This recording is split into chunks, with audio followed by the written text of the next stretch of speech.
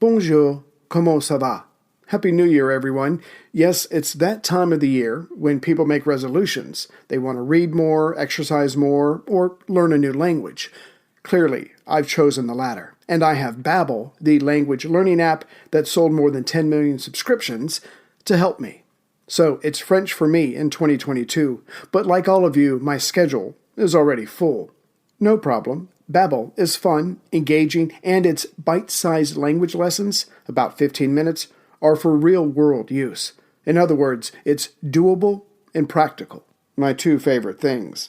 And you know that you're getting the best with Babbel, as it was created by over 100 language experts with proven effectiveness, and its speech recognition technology will help improve your pronunciation and accent. And there are 14 languages to choose from. As I am a child at heart, I like Babbel's podcasts, games, stories, and videos, not to mention the live classes. But best of all, to put you at ease, there is a 20-day money-back guarantee. All reward, no risk. Start your new language learning journey today with Babbel. Right now, when you purchase a 3-month Babbel subscription, you'll get an additional 3 months for free. That's 6 months for the price of 3. Just go to Babbel.com and use promo code RecordedHistory. That's BABBEL.com, code RecordedHistory. Babbel language for life.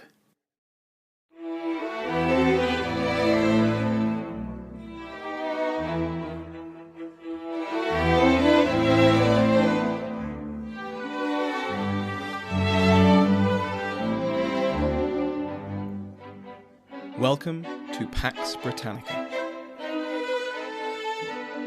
Episode 25. The Spanish Match.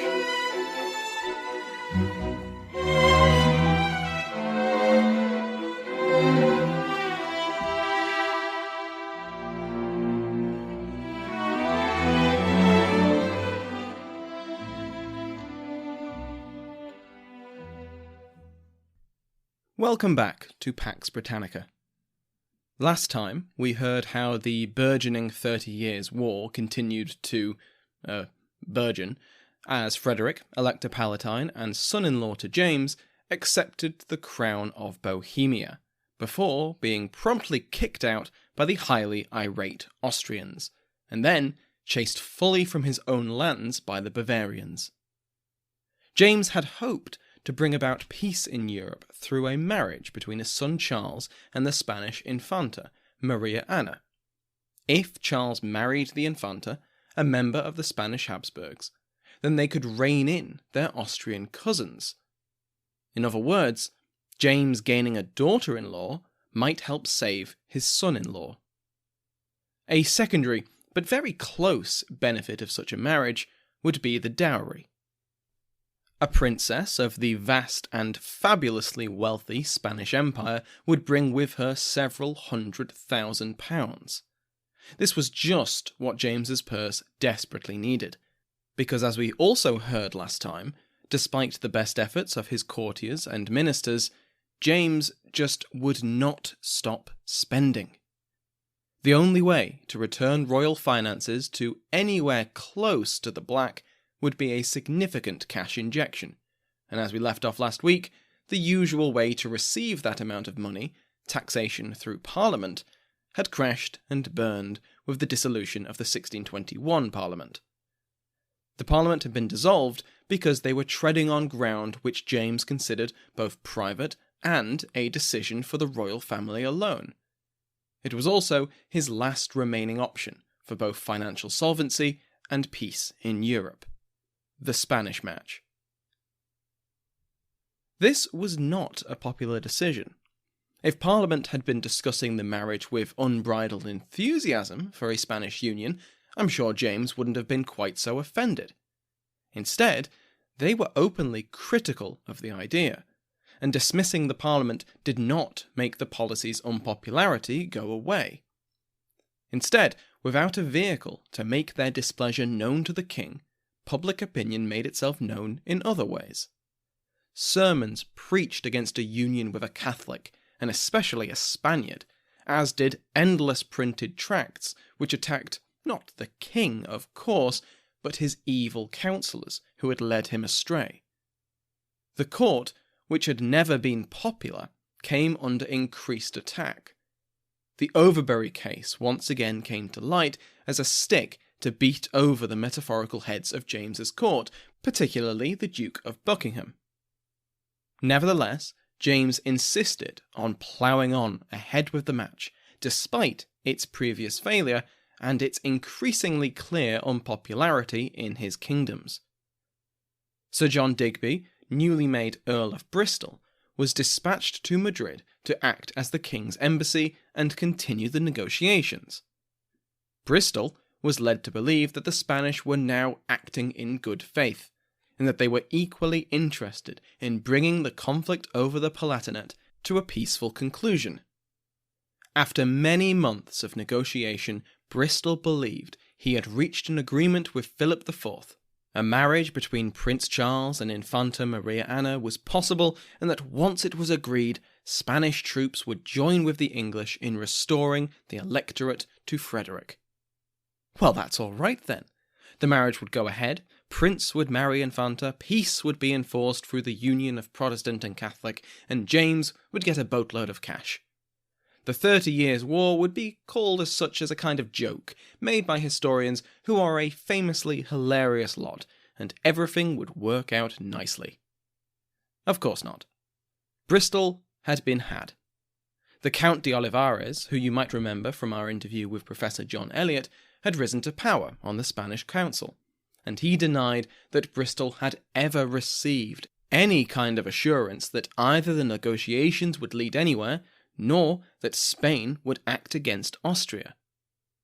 It didn't help Bristol's case that, despite Charles's apparent love for the Infanta, the feelings were not reciprocated. She despised Charles as a heretic, as did Olivares, and she would not willingly marry him. Her brother, the king, would not make her, and so Olivares' job was now to let the English down in such a way that wouldn't lead to war. And now we get to introduce Prince Charles as an actor in the narrative for the first time, instead of simply watching from the sidelines and occasionally getting to knight someone. By this point, he was in his 20s, and shared many of the opinions of his father about what a king was and was not allowed to do. And as you might imagine, that first column was much larger than the second. Like his father, he was furious that the Commons thought it proper to discuss his marriage. It was his marriage, and if he wanted to marry a Spanish Catholic, then he would marry a Spanish Catholic. And he did want to, very much so. He had convinced himself that he was in love with the Infanta, and Gondomar surely supported this belief. At one point he wrote to Gondomar and described him as his alcahuete, because he seemed so helpful in trying to bring this marriage agreement together. Professor Croft puts this down to Charles's Spanish being less than fluent. I am even less fluent in Spanish, but Croft describes the term as having the same connotation as pimp. So Charles unknowingly called the Spanish ambassador his pimp. With the start of 1623, frustrated with the lack of progress towards a concrete marriage deal, Charles and Buckingham began planning an act of daring do. Surely inspired by his father's wooing of his mother, the Prince and the Duke put into action a plan that would handily surpass James's storm-racked voyage to Denmark. Charles and Buckingham would go to Spain, alone and relatively undercover. Such a show of trust and affection would surely win over those still opposing the marriage. On the 17th of February 1623, Thomas and John Smith rode to Dover, from where they sailed to the French port of Boulogne, just to the south of Calais. Thomas and John Smith were, of course, the Duke of Buckingham and Prince Charles, because of course they would pick the most stereotypically fake names.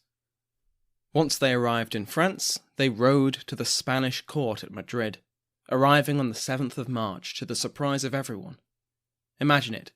The court is having an ordinary day, favours are being exchanged, rumours passed around, maybe a bit of plotting on the side, when the doors are barged open by a dishevelled Duke of Buckingham, who announces Charles, the Prince of Wales, heir apparent to the kingdoms of England, Scotland, and Ireland.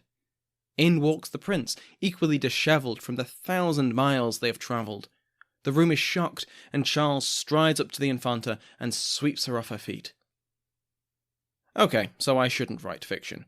None of that is how it happened. Most likely, Charles and Buckingham travelled fairly comfortably, stopping at many of the most prestigious courts on the route, including at Paris, where the duo would meet King Louis and his sister, Henrietta Maria. Remember that name. Upon their arrival at Madrid, they would have been announced by the relevant officials and would have been completely shevelled, thank you very much. Gondomar, now in Spain, was thrilled at their arrival. His reaction would be in the minority. Philippe IV, the Count de Olivares, the Infanta herself, hell, even the Earl of Bristol, were much less enthused at the sudden and unexpected arrival of Charles. The official, if secret, policy of the Spanish court was the careful and painless extrication from the marriage negotiations. Now, the proposed groom was there in person. I expect there were a lot of forced smiles during those first few days in Madrid, but they'll have very rapidly stopped trying. So, with his job now infinitely more complicated by the arrival of the proposed groom, Olivares got to work fabricating excuses for the match not to go ahead. The Spanish court demanded that James repeal the anti-Catholic laws in his kingdoms. He was already practicing toleration by barely enforcing the laws at all, but that was not enough. He had to repeal them, so the Spanish said, to ensure that the Catholic Infanta, her entourage, and her possible children would be free to worship as they pleased. Olivares insisted on this, knowing full well that this would be nearly impossible for James to do. Parliament had been very clear that the persecution of Catholics had to continue, and while James could make use of his royal prerogative, it could lead to serious unrest. On this point, the two sides returned to their stalemate. Spain demanded further toleration. James hummed and hawed to balance Spanish wishes with the opposition of his subjects. This was not Olivares' only weapon. He brought in the big guns. He brought in the Pope. Gregory XV was the pontiff at this time, and any royal marriage between a Catholic and a heretic would require his approval through a papal dispensation. The Spanish publicly called for one, in order that the marriage which they absolutely wanted to happen could happen. But Olivares at least never expected Gregory to say yes. To make sure of it, the Count sent a special envoy to Rome, insisting that no dispensation be granted. This would make the match impossible, and the blame could be laid at the feet of the papal throne. Oh, we'd love to have this marriage, it's the one thing we really want, but that pesky Pope won't let us. Sorry, our hands are tied. So imagine Olivares' surprise and frustration when a message from the papacy arrived, complete with a papal dispensation for the marriage. Gregory was thrilled at the idea. Olivares' secret message had arrived too late, and Gregory jumped at the opportunity. He assumed that such a marriage would have to lead to better treatment for Catholics in the three kingdoms, and may even lead to Charles's own conversion back to Rome. It was even possible that such a marriage would lead to the return of the British Isles to the Catholic fold. Any of these would be fantastic successes for the pontiff. However, once he was made aware that the Spanish didn't actually want a marriage, he played along. That first dispensation wasn't the final dispensation, obviously, and in order to receive the real one, the papacy demanded further concessions, far more than Spain had demanded. The Infanta and her household would have greater religious freedom than had been already promised. That was doable, and in fact a Catholic chapel, designed by Inigo Jones, was being built for their use already. The kicker was that James was to get both the Privy Council and Parliament to agree to the marriage. The council had their concerns about the matter, absolutely, but it's hard to imagine there being much resistance from them. Parliament, on the other hand, well, hell would freeze over before the vocally anti-Catholic, anti-Spanish MPs agreed to the royal marriage. And everyone knew this. Parliament had been very vocal about their opposition to the marriage and their desire for war with Spain. Madrid knew it. Rome knew it. It was the perfect obstacle to the proposed marriage. To only add to the pressure, Olivares announced to all that the late king, Philip III, had confessed on his deathbed that he had never intended to allow the marriage. Further, the Count reiterated the fact that Spain would not fight Austria for the English. Charles's surprise visit to Madrid had achieved little. On a personal level, the Infanta was now firmly convinced that she despised Charles, not just for his heresy anymore, but personally. The feeling was rapidly becoming mutual.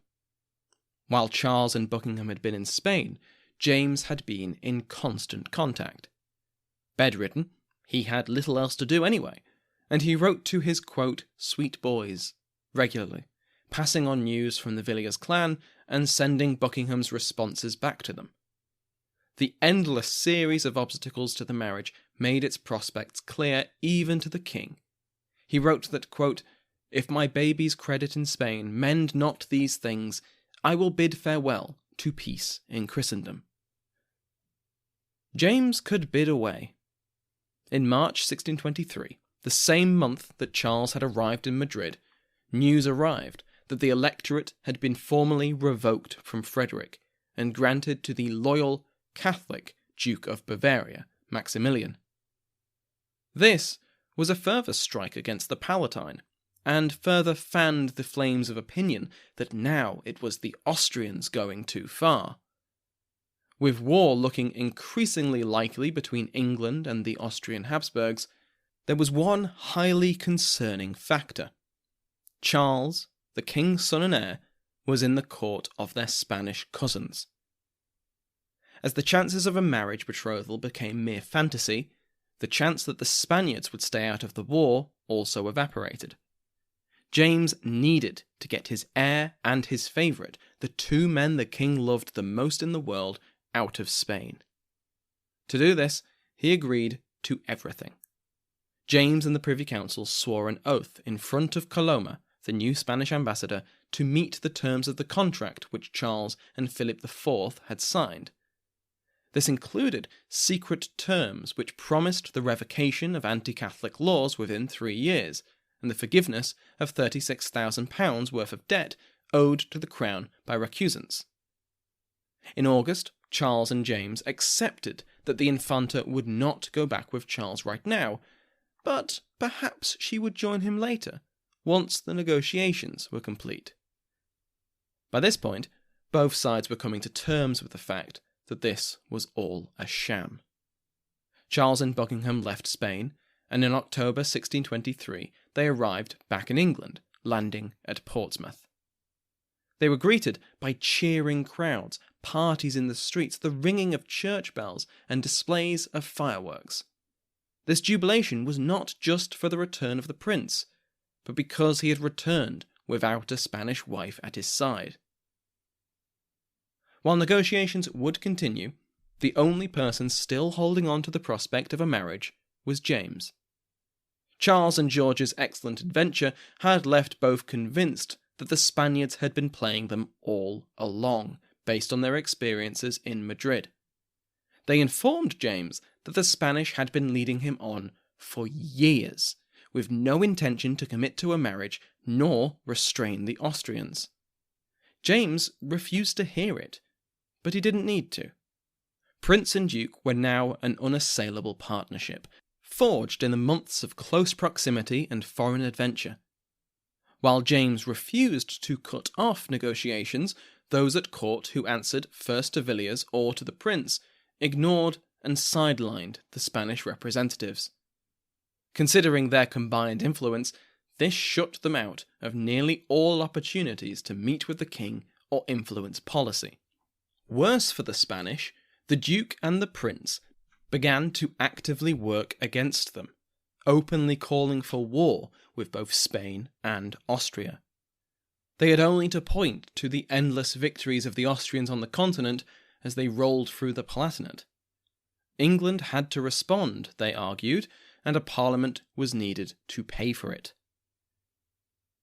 During this period, James, in his frustration, initially described all those calling for another parliament as traitors, which is a bit much when one of those was his son.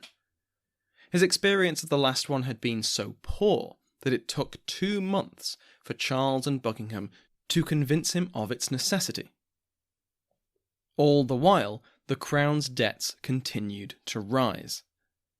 James finally relented in December 1623, putting out the summons for a parliament to meet in February 1624.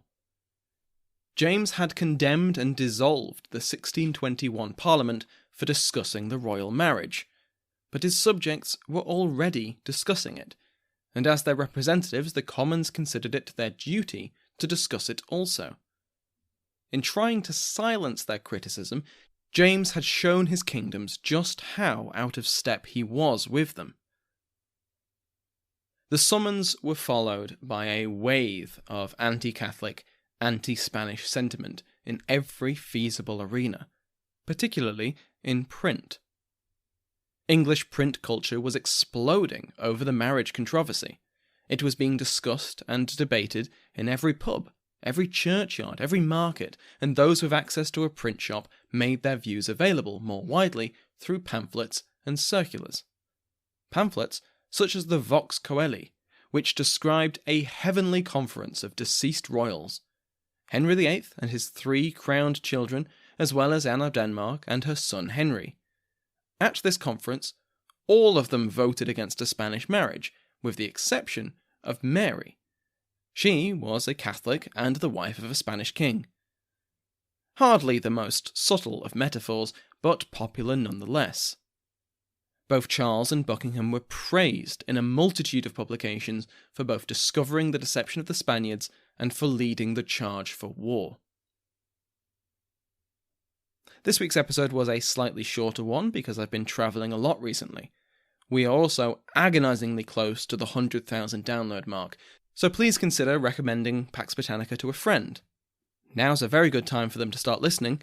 We are about to kill a king, after all.